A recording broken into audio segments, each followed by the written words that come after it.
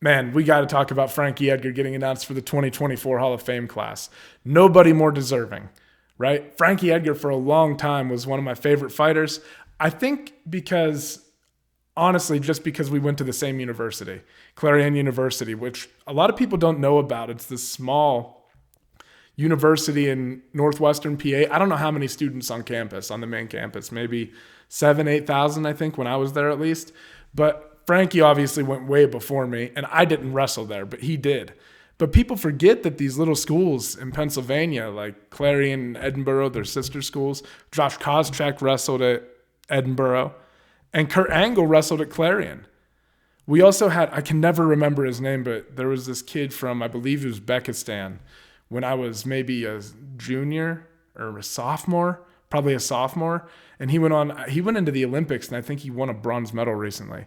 I'd have to look that up to verify. But anyway, Clarion has a very strong wrestling program, right? And there was a massive upset in wrestling. I can't remember their names either. I don't follow wrestling closely enough. But in one of the lighter divisions where this kid lost, and the tournament took place at Clarion University. I think it might have been a high school kid. It was an open at Clarion, and I think he was going against I think his name was Spencer. I'd have to look it up. But anyway, strong wrestling roots at Clarion, and that's where Frankie went to school and wrestled at, right? So I always rooted for him throughout my college career, right? The time that I spent at college.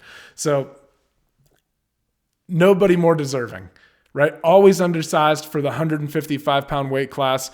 When he fought BJ Penn, I mean, Frankie is not a big guy, and you saw later in his career that he dropped down to bantamweight, and you can't tell me that it's easier to get to bantamweight when you're getting into your mid-30s than it would have been when you were in your late 20s, right? Like Frankie always probably should have been down a weight class or two lower, and he did eventually get, down to featherweight and all that, but to win the title Frankie was a bad motherfucker in his prime.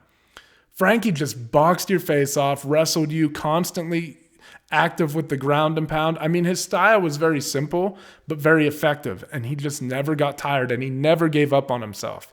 And there's never been a fight, still one of my favorite fights of all time, more evident of that, or like exemplifies that more than his second fight against Gray Maynard, when he was hurt bad in the first and second round. But he recovered, right? He came back, and then they fight to a draw. He goes on to finish Gray Maynard in their next fight. But that second fight is one of the most legendary fights of all time. Up there in the top 5 of my favorite fights, up there with the likes of Rory McDonald versus Robbie Lawler. An amazing fight, and just a testament to his willpower and his heart. He was the fucking man, and I was so happy to see him get inducted into the Hall of Fame last night. Super happy for Frankie Edgar. If there's ever, he's first ballot, no doubt. If there's ever a guy more deserving, I mean, it's Frankie Edgar. I think he exemplified everything that fighting was about early on. Like I said, I just love the style. I love this tenacity. I love this heart. And he isn't the most outspoken guy in the world. Never drew a lot of attention to himself, but his personality came out in his fighting. And I think that's what I always loved about Frankie. So super happy to see him get into the Hall of Fame. And I think the actual induction will be in June. So congrats to him. One of the greatest and probably most underappreciated fighters of all time. Honestly, I mean, I love Frankie Edgar, if you guys cannot tell, right? But I wanted to make sure we talked about that a little bit before moving on.